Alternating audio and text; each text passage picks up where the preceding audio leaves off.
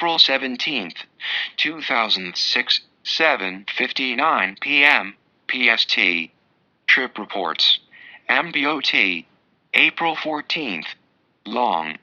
By Southerner. Well, it was farewell to, I wish I was in the land of cotton, old times they are not forgotten, and hello to, San Francisco, open up your golden gate. After 3 abortive tries, I finally made it, and I was happy and excited to be there. It's been a long time since I was in MBOT, too long, so after a morning of walking the trails around the Palace of Legion of Honor, I hit the door just before 12 o'clock and paid the $15.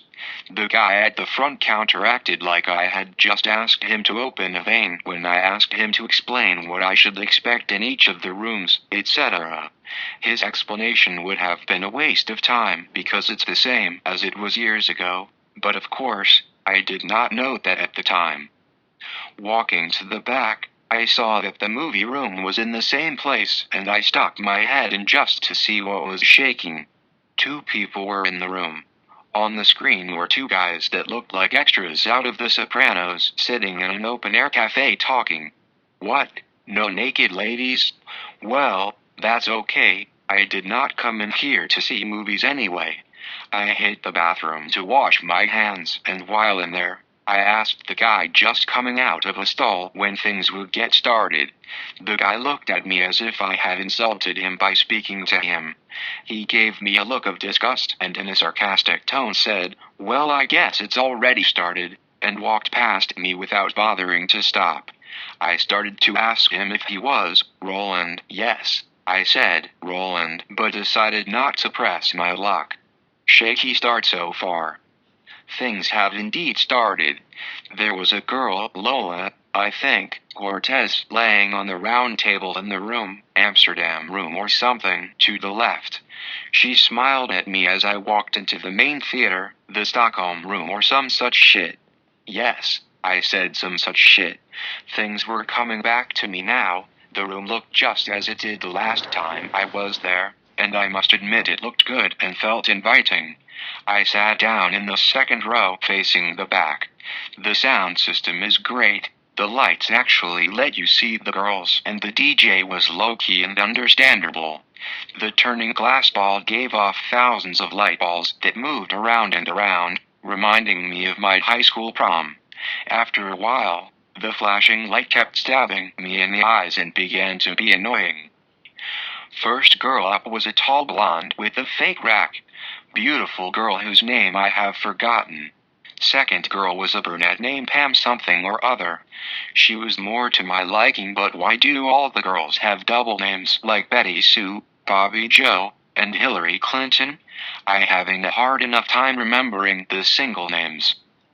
In fact, I had forgotten everything I had learned from RB in all these months.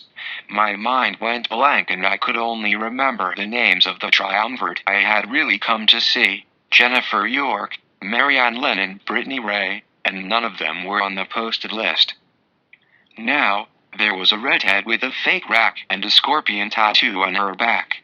The harsh lights were not kind to her as the veins in her breast and thighs clearly shone through. All the girls I had seen so far were of high quality looks-wise, and their dance skills were top-rate. However, the more I watched, the more I thought that I was seeing the same cookie-cutter dance routine. It was like, okay, it's time to smile all-knowing at the crowd, now swing on the pole, now touch yourself, etc. And other than Lola, they were all white.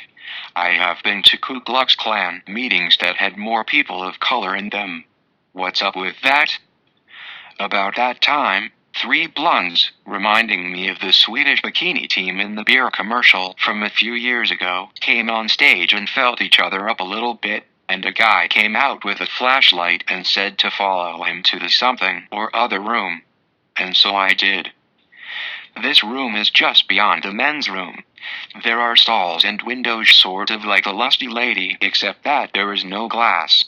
It was not hard to figure out what the deal was. One of the girls told me her name, but I can't remember it right now. She said she had worked at the MBOT for about 5 years and used to be goth with white hair. She said she was from Daytona, Florida.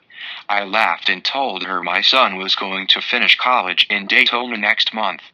Turns out that her old man used to teach at the same college. Small world. After that, I checked out the movie again. 3 people in the room. One girl dancing for a guy, and on screen the same 2 greasy-looking guys sitting in the same open-air cafe talking. Is it a porn show in there, or are they showing My Dinner with Andrea? Other than the broken toilet in the CH, is there a more useless and wasted space in any club in the USA than this movie room? Don't get me wrong, I love the concept, but the manager should send someone over the big L's on Broadway and pick up some real porn movies. Geesh. I walked around a little bit and got the MSC Mr. Happy feel by several dancers as they made their pitch to me. When did that start here? I had enough. It was time for lunch. I got the parting shot from Chanel. I probably spelled her name wrong. Fabulous looking blonde. I think she had been part of the bikini team. Overall, the girls were very attractive. Not a bad looking one in the house. Not the quality as years before, but still top flight. I checked the place out again that night, but that's another story.